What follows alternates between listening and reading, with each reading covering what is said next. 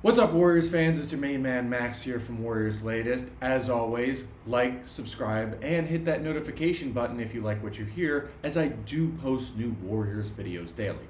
Now, it's been an interesting 24 hours as I saw the craziest article about the Warriors' worst picks.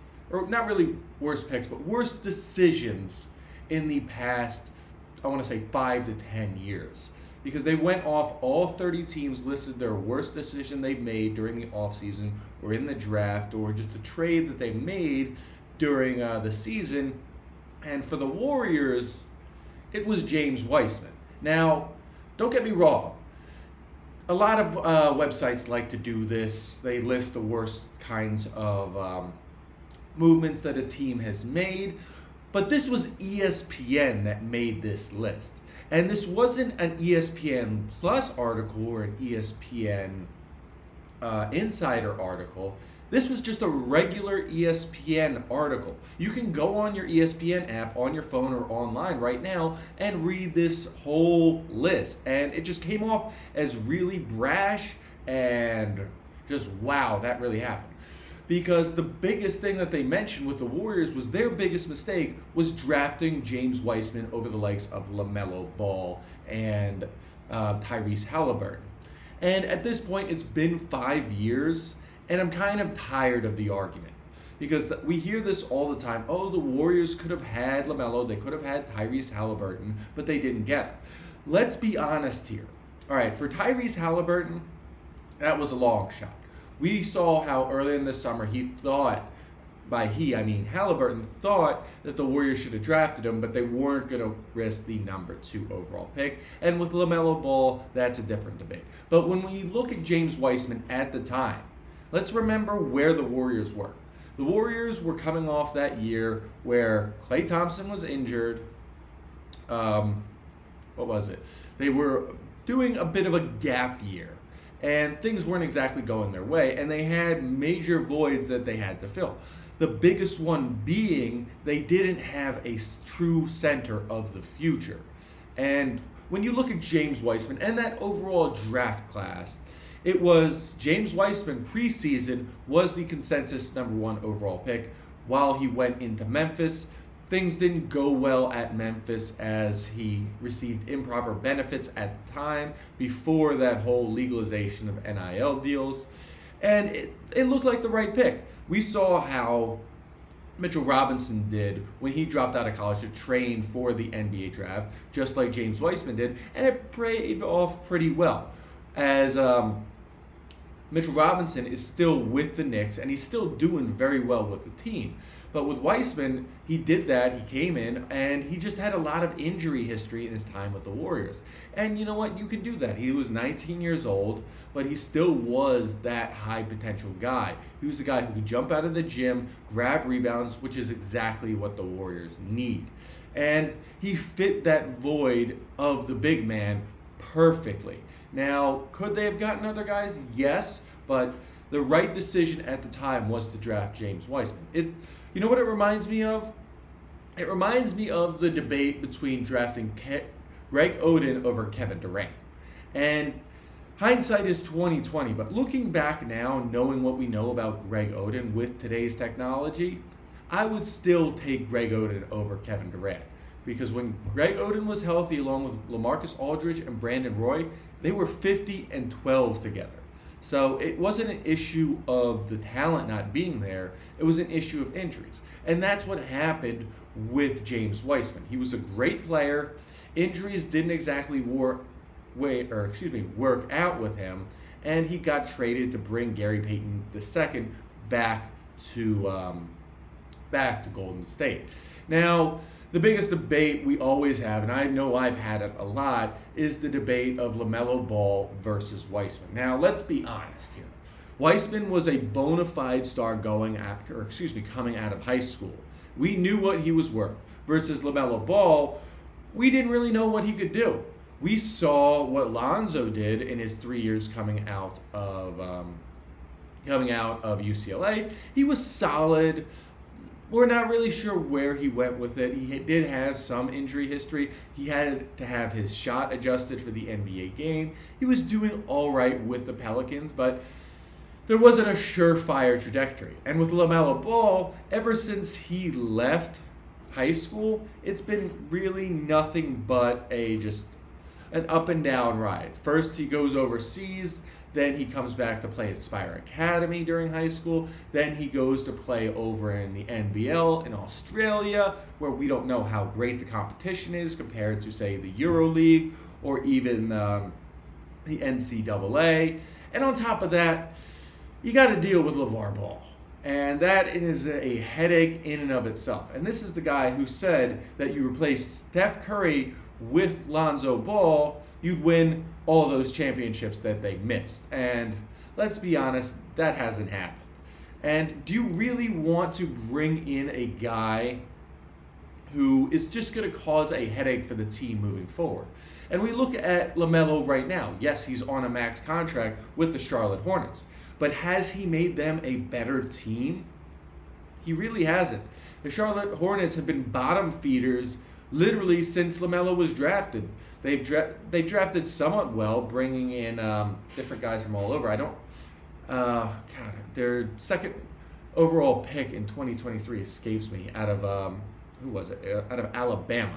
God, I can't remember his name. It'll come to me. But they've done well, but they haven't really improved overall as a team. LaMelo doesn't make his teammates better, or they already would have made the playoffs. I think the only thing they've done is make the play-in and then lose the play-in. So they're not really doing that well with him on the team. You could argue that it's a management issue, but I think it's more a point guard issue because he is the point guard. He is the one distributing the ball, trying to make his teammates better, but he's really not. He's just trying to put up highlights. And it begs the question, as I've said before, is LaMelo a good player, or is he what Charles Barkley loves to call a studio gangster?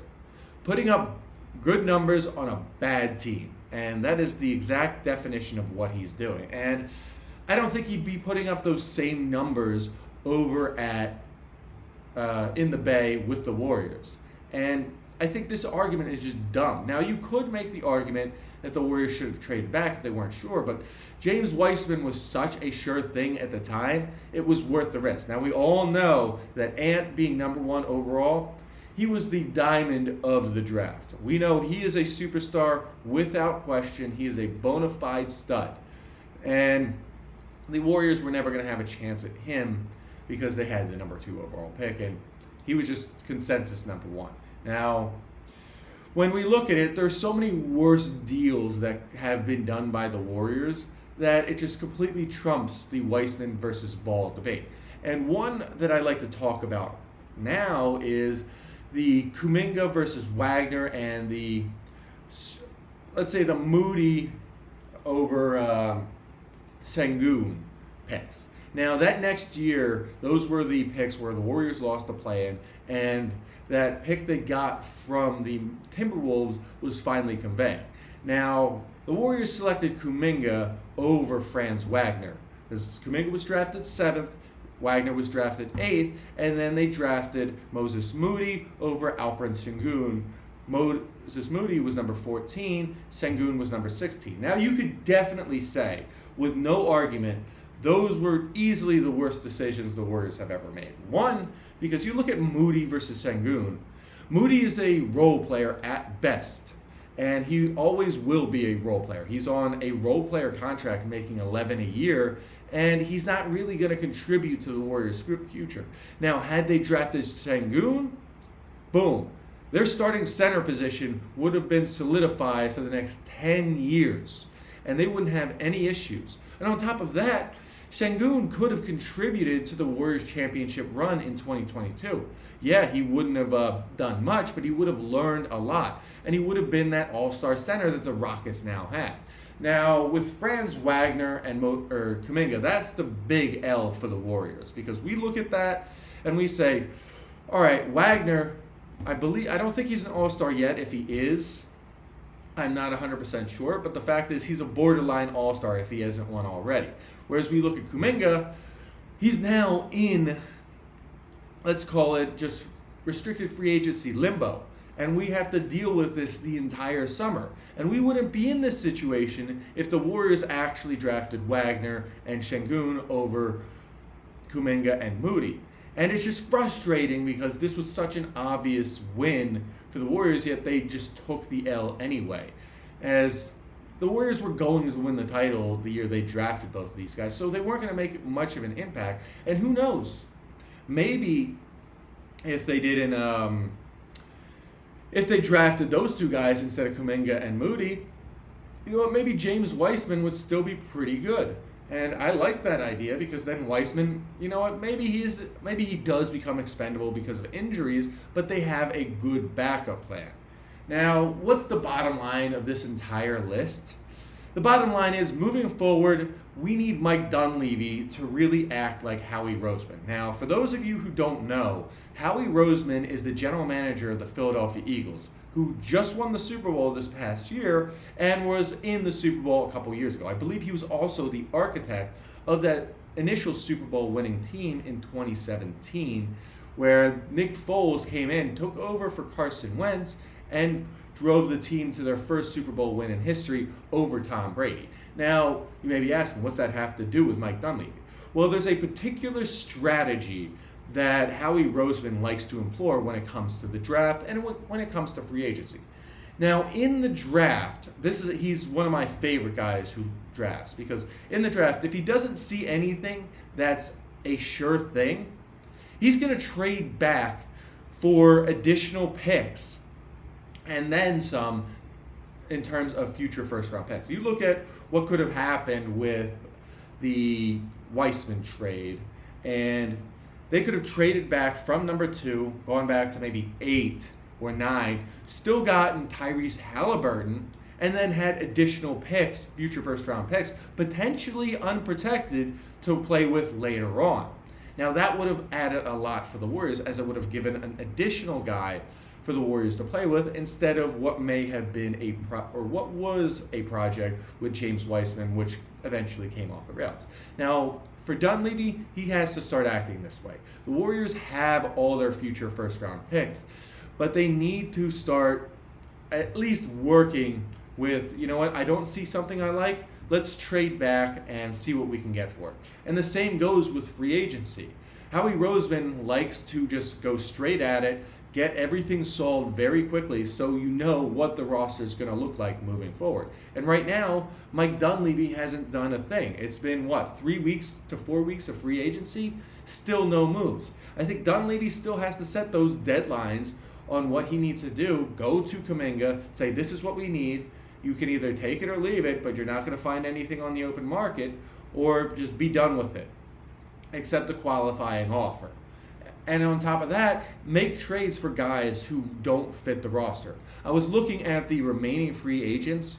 A lot of these guys can be got on minimum contracts without forcing the Warriors over the second apron. Say you trade Moody and Buddy Hield for Nikolai Vucevic, boom, you have an expiring contract right there that's going to play into next summer while adding immediate value for this team this coming season.